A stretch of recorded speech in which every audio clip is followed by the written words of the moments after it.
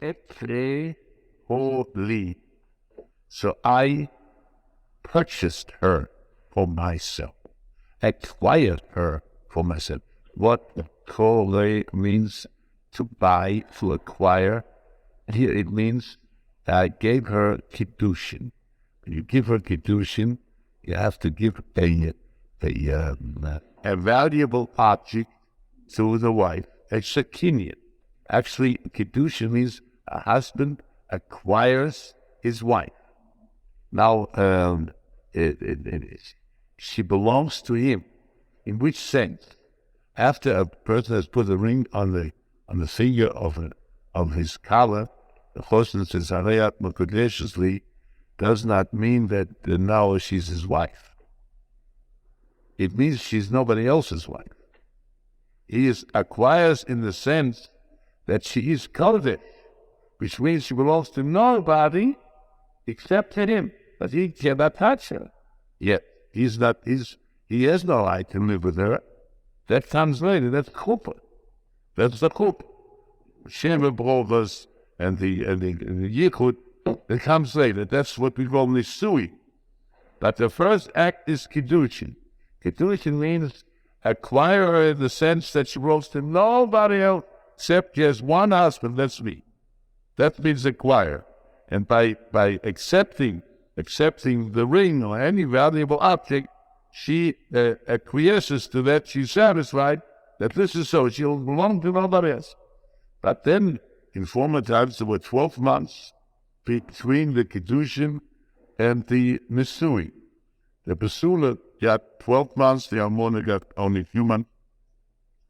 Now, which means it gives her Kiddushin. Now she belongs to nobody but him. And that's it. He cannot live with her.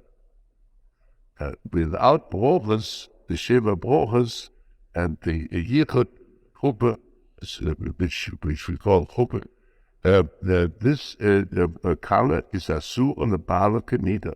She's also to her husband. She belongs to him, but nobody else but him. But she cannot live with it until you make chuppah, the Sheva brothers. That's the actual marriage. Now today, we make only a small interruption between the two things.